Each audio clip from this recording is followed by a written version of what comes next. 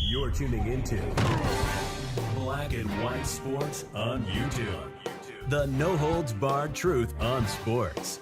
The main event starts. All right, Black and White Sports supporters, let's talk about this WNBA General Manager survey that came out. A lot of responses from fans about this. Wow. First, let's get to the graphic. They did post this online. That's how I saw it.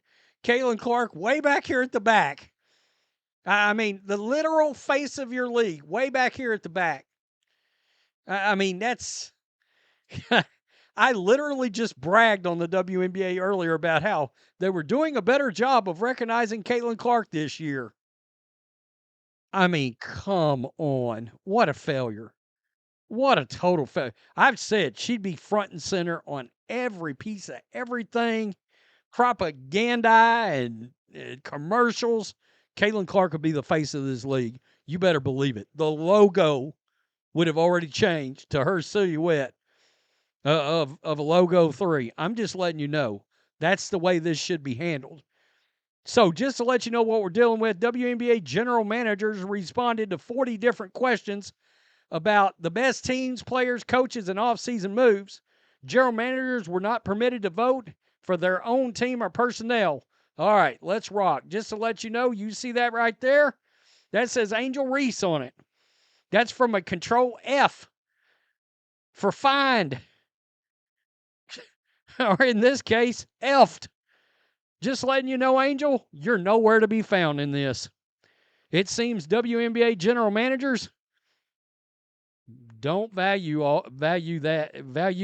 all that much. I mean, we think they're disrespecting Caitlin Clark. Forget about it. Angel Reese is not involved.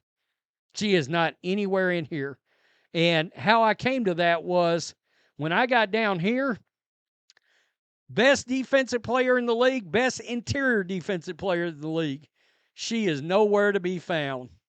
That's when I searched for her. I was like, wait a minute. Now, she won Defensive Player of the Year and Unrivaled. So the general managers are telling you right now we don't give a rat's ass about that 3-on-3 league, and we don't believe it's going to translate. I mean, it doesn't get any more obvious than that. So who will win the WNBA Finals? Minnesota got 60% of the vote. New York got 20%. Indiana, Vegas, 10% each.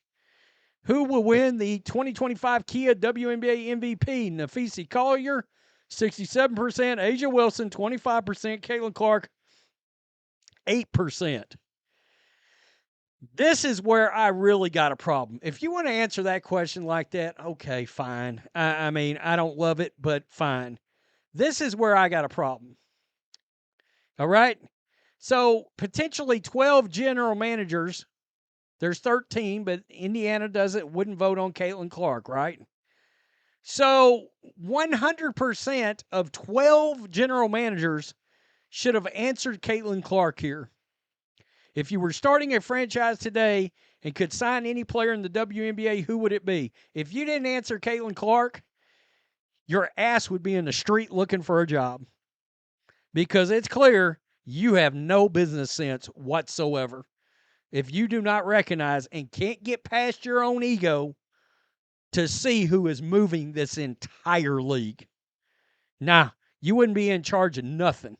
You wouldn't be running nothing on one of my teams at all. That should literally be the only one. There should be one little raggedy vote out there, maybe for Asia Wilson or whatever, whoever, Nafisi Collier, and that should be from the Indiana general manager. The rest, Caitlin Clark. Man, if I'm an owner, I'm seeing that. I want to find out who did it, and then I'm running them out of town. Plain and simple. Which player forces opposing coaches to make the most adjustments? We got Asia Wilson, 33%. Breanna Stewart, Caitlin Clark tied for second. Which player will have a breakout season? I don't understand this question because Brittany Griner's already been a star in this league. Kelsey Plum's already been a star in this league. Aaliyah Boston is already really good in this league.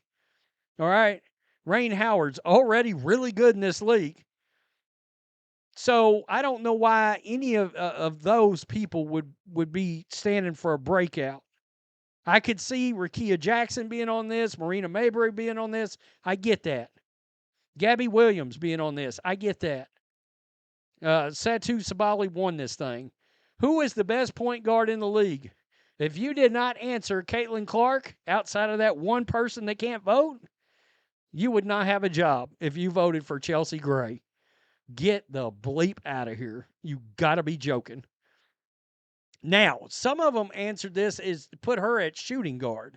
Okay, she can play both spots, but I wouldn't think you could answer these two questions independent of themselves.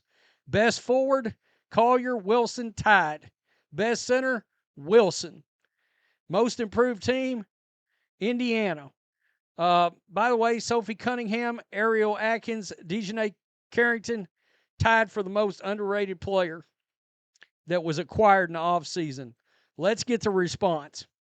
All right, let's get to some response because people are like, what the hell? The league's two most popular players are at the end. I would hire a different marketing person. They noticed the same thing I did. Back here, I guess they're putting Paige Bueckers back there. Look, I don't think Paige Bueckers is more as much as I don't like A'ja Wilson, I don't think she's the next one in line. Far as popularity goes, I wouldn't think. Maybe she is. Hell, I don't know. That tells you how irrelevant I think that whole situation is coming into this rookie year. The WNBA still doesn't get it. You put people in forefront and that's not even mentioned in the survey. Right. This person brings it up. So we're supposed to take y'all serious. Talking about this right here and that right there. I mean, it's amazing. It's baffling. These people are mad about A'ja Wilson disrespect. You got to be kidding me. I mean, really? Clark for MVP, Fever for champions. It's a CC show. It's crazy. Chelsea Gray voted tied for best point guard and best passer over Caitlin Clark. It's like they don't even watch games. It's baffling. It's baffling. Again, you would not have a job. I mean, that's crazy. Very biased. People think we're supposed to take this league seriously. I beg to differ. That's crazy. That's really crazy. Unserious organization, WNBA as a whole, making it harder every day to defend y'all. I mean, it's crazy. This guy just keeps it real. He says they're always going to pick a black chick. You got to wonder. I mean, you got to wonder. No need to read these horrid ballots. Either they don't know their craft, lying, or keeping the narrative. Regardless, not worth the time. I mean, seriously, right here, the biggest problem with the WNBA is the losers that's running it. I've never seen an organization be gifted a goose that lays golden eggs, but refuse to sell the damned eggs. No wonder you idiots can't turn a profit. The organization needs to be cleared out and reset. What a great way of saying it. Maybe many of the people that are in charge should be run out, including Kathy Engelbert, and bring people in that don't have bias objectives that aren't based solely on basketball and or business. Wow. I mean, who would you start a franchise with? Only 50% said Caitlin Clark. The other half, automatic. Boom. Jabba the Hutt trap door. Straight down to the Rancor. Boom, I'm pulling it. Bye-bye. You're out. I don't want you involved in anything I'm running as a business. If you can't see, Caitlin Clark isn't the runaway answer there. And it's not close. There's not a close second. That's crazy to me. Tell me what you think. Wow. Peace. I'm out. Till next time. Thanks for watching the show. Be sure to like, comment, and subscribe. Be sure to tune in next time on Black and White Sports.